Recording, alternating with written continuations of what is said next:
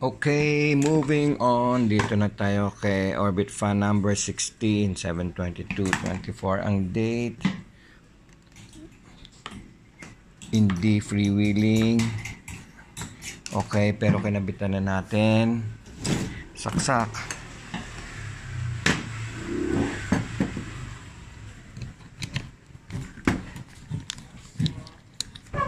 Okay, on. Patay. Ayun. Okay. Nasa number 4. May na. Hindi kaya. Okay. Linisan muna natin yung shafting, yung bushing. Baka lumuwag na. Okay. Okay. Tuloy tayo kay fan number 16. Okay. Bakit manipis yata ang motor? Parang bago. Anyway, maganda. Okay. So, linis lang yan. Ito ulit tayo. Sama na itsura niya.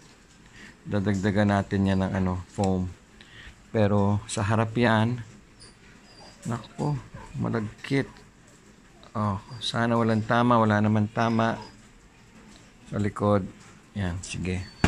Mukhang, sige. General cleaning, minor repair, maintenance lang to. Go, go, go! Fan 16 pa rin. Nilinisan na natin yung shafting. Okay sa likod, pero sa harap, hindi pwede. Gas-gas din. So, palit tayo ng shafting, palit tayo ng bushing tsaka oil foam. Sa likod, okay tayo. Okay, nalinisan na natin to para makabit na tong bagong bushing and oil foam. Yan. Diyan yun. Yan. Ito yung luma. Okay. Nakabit na natin yung bagong shafting. Yan. O, ito yung luma. Okay. So, nakabit natin yan. Ilinisan natin. Go, go, go. Number, ano pala to? 16. Okay, number 16 to.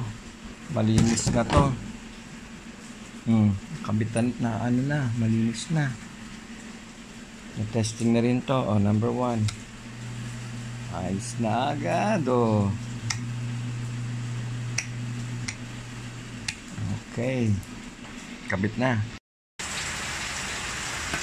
Okay, grabe. Ulan na ulan. Okay na to. Number, kita ba? 16. Napalitan na capacitor. Malinis na. Ayos na yan. Testing na tayo.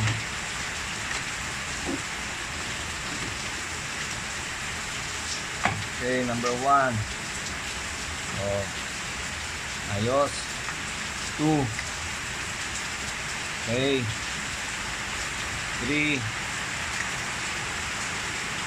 4. Okay, so pinalitan yung shafting, bushing, oil foam, capacitor, general cleaning, minor repair. Ayos na. Paano? The Fantastic Man strikes again.